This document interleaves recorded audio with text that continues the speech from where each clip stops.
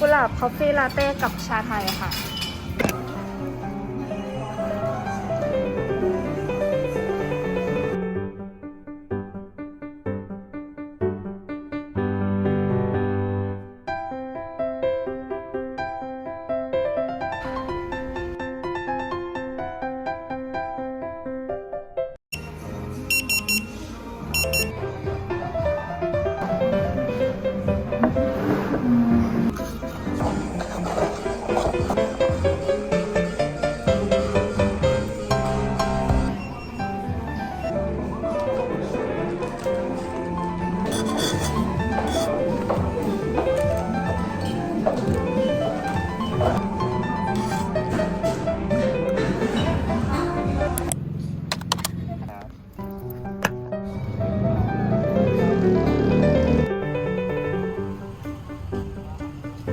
เอาอะไรก็ได้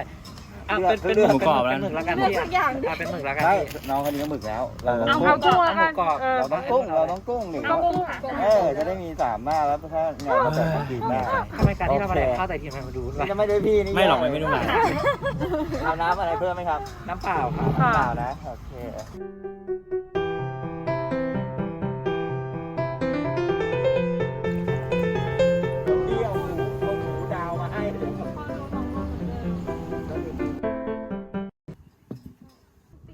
ตกใจคิดว่านี่ยูทูบห้ามเดี๋ยวมาบอกอันนี้มีผัวแล้วอยู่ดีแพงก็มาทีนี้คือคนไม่มีผัวเป็นเอกสารนี่กูจะเอาไปส่งเขาเลยอ๋อก็แป๊บเดียวแหละ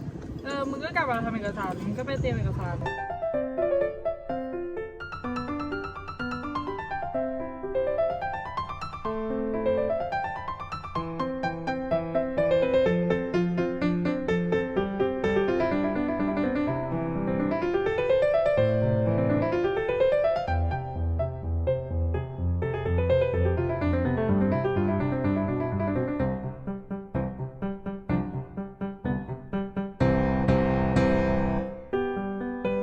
อะไรนะ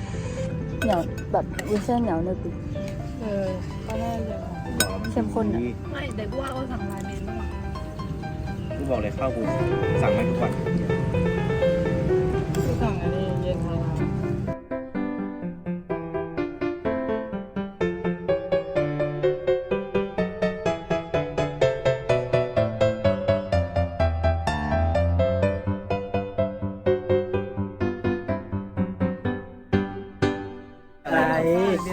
ก็ไม่เห็นหน้าแต่เห็นของอย่างเดียวเอาหมด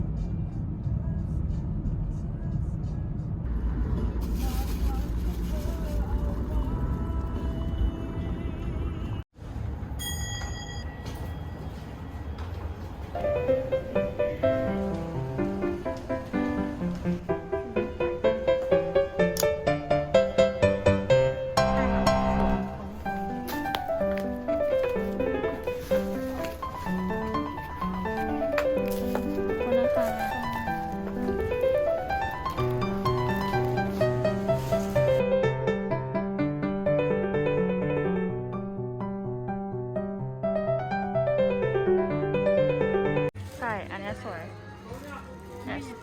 สีน่ารักมากแขนอะไม่ใส่แขนยาว